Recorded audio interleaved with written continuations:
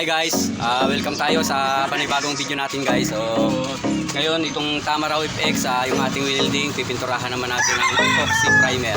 Guys, para yung may-ari matuwa naman na yung ginawa natin may pintura. Portable dapat comfortable yung yung may-ari. So, yung agency na na mga guard sa lateral. So, ayan, ang contact natin doon si Kuya Jandel at saka si Kuya Spider. So, nakuya na natin yan kasi Eagles yung anak ko. Eagles na rin ako. Ay, guys, so, eto. Joke lang yun. So, guys, dito tayo sa ilalim. Guys, dito muna. Ito, ayan. Pininturahan natin ngayon. So, ayan.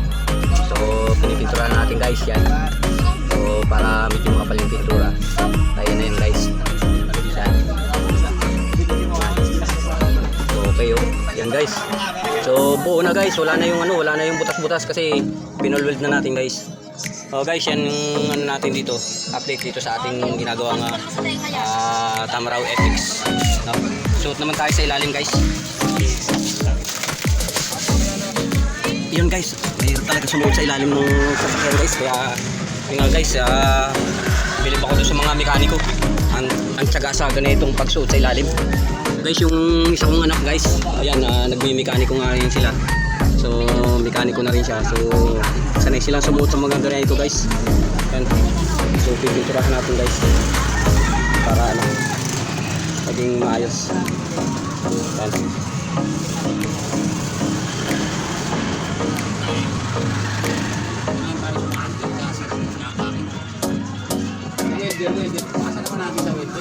Yan. So, para maging maayos guys. Yan.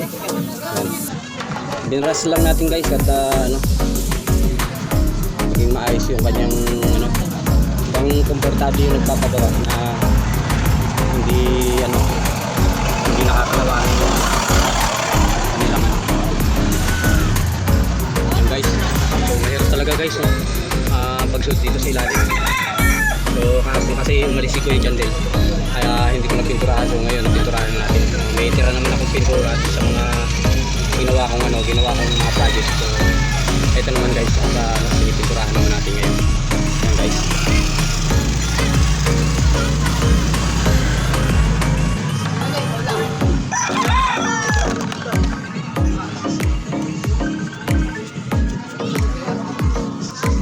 Hello kuya. Meron ito FX.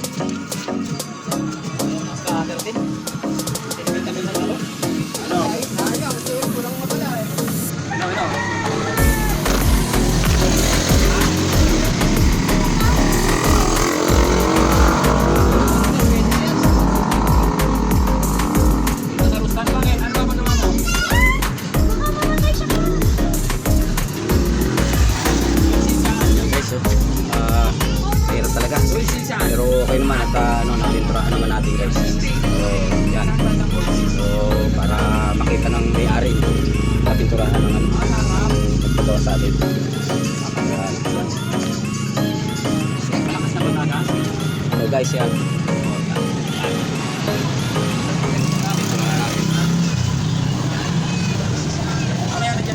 Dito naman sa ilalim guys.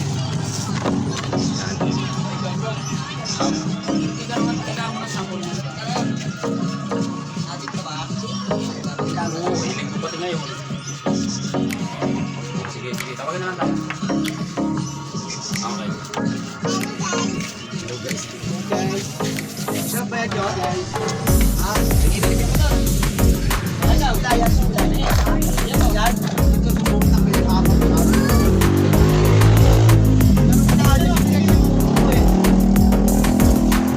Ayan guys.